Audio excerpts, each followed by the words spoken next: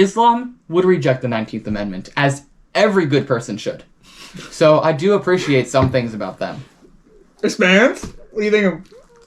Oh, well, so the 19th Amendment pretty directly led to most of the social decay today by allowing women to vote, which is a horrible idea, both statistically bad voters and just biblically, that's not their role. Their role is to protect and provide. Isaiah 3:12 says that it is judgment on a nation when women rule over you and children oppress you. Deborah is allowed to be a judge, but she specifically mentions to Barak, funny name now that we have a president with a similar name, but anyway, Barak. I call him Barak. Barak, there we go. We'll call him Barak. I'm like pretty sure that's not how it's supposed to be pronounced, but that's okay. Barak, that he should have stepped up. When he refuses to, she's like, well, as judgment for that, women will kill Sisera. So it's pretty clear that, Amy Carmichael, right? God raises up amazing women missionaries in almost every instance because the culture they live in isn't producing good, godly men who would step up in their place. Mm-hmm. Amy Carmichael, amazing. God designed her to be a missionary to India. She gets to India, though, and she looks around her, and the missionaries around her are all men, and they're not doing their job. In fact, she talks about how they just go on vacation up in the Himalayas all summer with and they pay tons of servants. They live this lavish lifestyle, completely ripping off their supporters, just not doing their job. And so she concludes that God raised her up instead because of that. As like a form of judgment for them. I don't know if... Not that she would claim that, but it's like... Yeah, she might have claimed that, right? I don't know enough, and I don't want to say something that I don't know. She might have. I'm not 100% sure. Mm-hmm. And this is even coming from YWAM's recounting of her life. YWAM is not exactly the most conservative Christian group. They do some good stuff. And their Brown Book series on missionaries is amazing and fantastic. Totally recommended. But my point is, it's coming from YWAM. And even they attest to this fact about Amy Carmichael. And so it seems that... And right now we have a lot of women who are missionaries, right? Vodi Bakum talks about it. You go to Africa, you shake a tree, and like 20 women missionaries fall out. I love Vodi. I do. And great. So God raised... It is a man's job to protect and provide. That's why we're against the draft, right? Because it's not that women can't do it. Some women are strong enough to do it. But they shouldn't be fighting on the front lines because it's our job to sacrifice for our families, our people, and our community in that way. It's just not a smart idea to be sending your women to war. That's true, but and same with voting, but that's not why I base the case on. Yeah. Because just because you're bad at it doesn't mean you shouldn't do it. It just means you're going to have, proportionally, there's going to be less of you doing it because you're mostly bad at it. Not even the might thing. It's just like, if you're already sending your men population to war, it's a bad idea to send the rest of your population to war as well, because then you got no one back actually producing It depends, yes. Generally, yes. It can depend, but again, natural law can only get you so far. Natural law can't actually get you to Jesus, right? Natural law can give you vague principles, but it can't actually give you concrete conclusions. And so, natural law can point us to the vague principle that probably women shouldn't be fighting, but you can always find an exception where, like, some woman really is very strong, capable of doing it, and, you know, again, the woman who killed Sisera, she literally lets him fall asleep. She's a great hostess, right? Because she's a woman. Great hostess. And then stabs him with a tent peg. Like, what a brutal way to go. And a woman did it. Women are capable. Yeah, well, you're not wrong. I was more making the argument of judgment. But, no. And so, but it's a judgment. Yeah. And so, natural law, I think, gives you the vague principle that probably you don't want your women fighting. But you can always find an exception, like the woman that killed Sisera. It's just that exception is generally God judging. This is, sorry, go ahead. To finish my case. Yeah. Using the same principle, biblically, of why we're against women being drafted.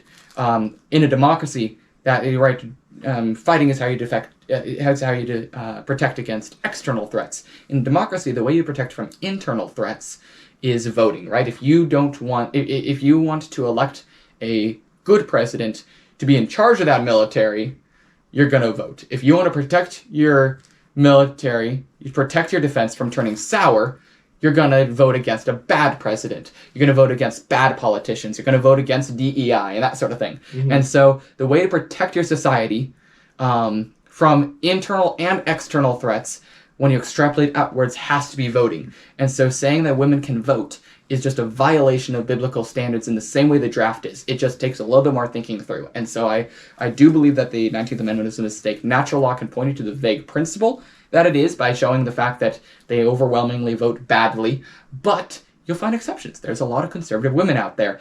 And so you need the Bible to reach a concrete conclusion. I agree. I was more going the argument of you shouldn't send your entire population to war because then you have nothing to defend back home. Oh, yeah. But there's always going to be people that don't meet the criteria for being fit enough, right? Mm-hmm. And so regardless of how you do the draft, you're still going to have some people at home, which is why I say that natural law only gets you so far. It can show you the vague principle that most women just biologically, God hasn't created them fit for the draft because they're created to actually bear the next generation who'll go into the draft, which is arguably, C.S. Lewis said, is the most vital, honorable position in any society, is to bear the next generation and have right, there's a saying, women raise children, fathers raise men. But the point being is the most vital stage that determines who you are is going to be your first few years of development. Women overwhelmingly have the biggest role in the first few years for their child.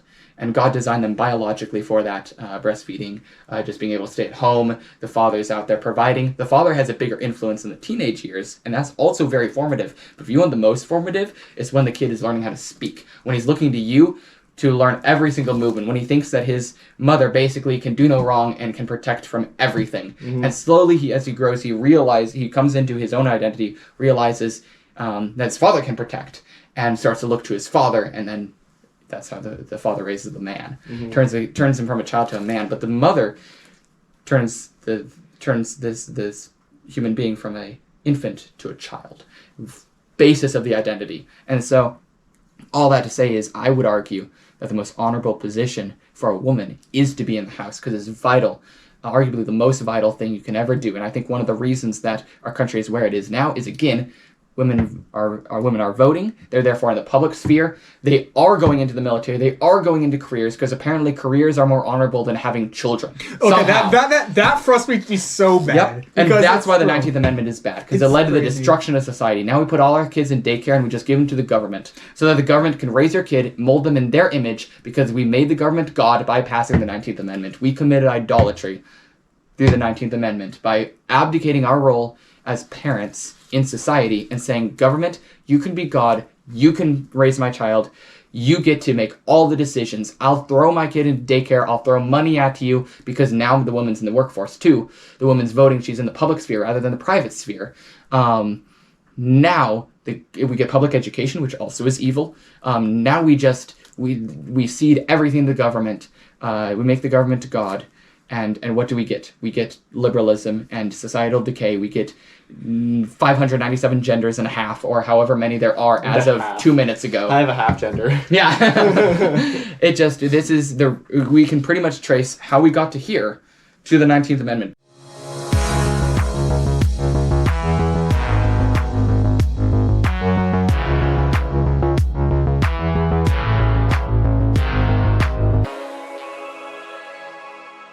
The only reason the 19th Amendment could pass is because of the post-war consensus after World War II and the Enlightenment. The World War II was just brother war infighting, right? Look at the Enlightenment, French Revolution, liberté, fraternité, equalité.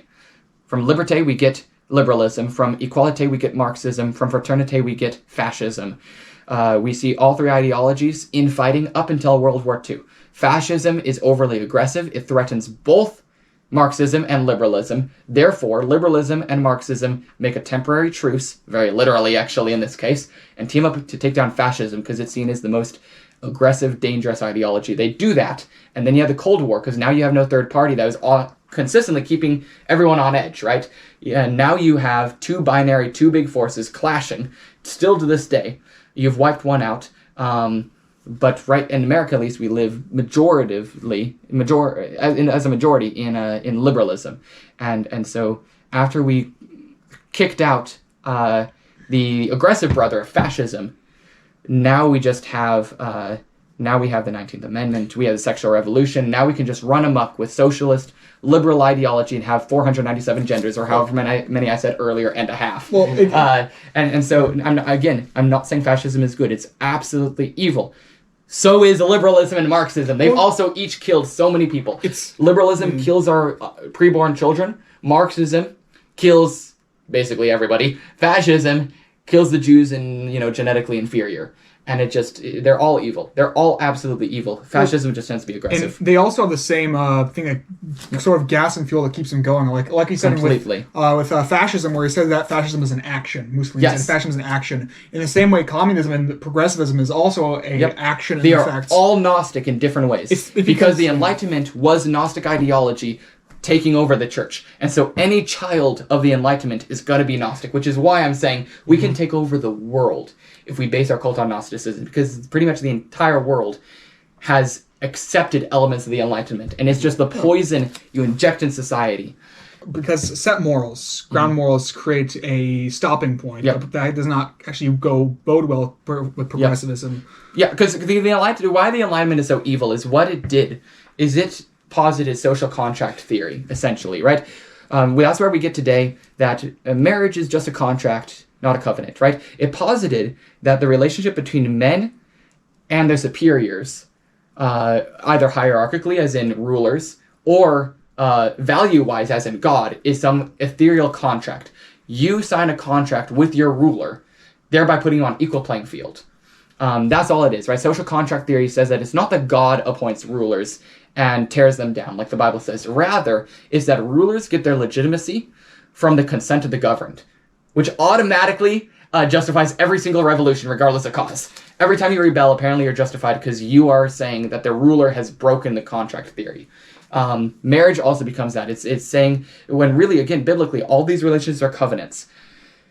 King versus people, covenant. Marriage between man and woman, covenant. They're saying, no, it's a piece of paper. It's just a contract. It's just a piece of paper. How often do we hear that? It's about love. It pushes God out. Because again, marriage isn't just a covenant between man and woman. It's a covenant between three entities. Man, woman, God. With a nation, it's a covenant between ruler, ruled, and God. Social contract theory says, let's cut God out of the deal, practically become atheistic, and just make this ethereal, esoteric deal that's ill-defined between ruler and ruled, between man and woman. It's just a piece of paper. You cut God out. As soon as you cut God out, you allow for ideas such as John Locke, evil man John Locke. He says, people are blank slates. Blank slates, you can be good, you can be bad, equal propensity to both, just based on society. You are fated to be who you become, because it's all just based on everything around you. Super fatalistic, it robs you of the ability to know truth, because it's just based on your surroundings, that's how you reach it. Rousseau comes along and says, actually, I'll do one better. People are basically good. They're basically good. It's not just that they're neutral, they're good. And that's where you get the Marxian quote of, men are born free, but everywhere are in chains. That comes from Rousseau originally. Then you get Marxism, which also posits people are basically good. Again, that's where all this ideology comes from. The Enlightenment severs God out of society, out of marriage, out of everything, says we don't want God, we can reason on our own, we can do it on our own, and then has three ugly children. Liberalism, Marxism, fascism, all equally ugly, I would argue, and equally destructive to society. They'll all ruin society because we need God and we decide to cut him out. Until we can roll back the Enlightenment, if you want to be effective, just basically mold the Enlightenment into your will. I'm sorry, you just recreated the Freemasons. They also came out of the Enlightenment, yes. As a fun fact. Also, apologies for my monologue. I've wanted to get that out for so long. I'm writing a book that's all about this, by the way.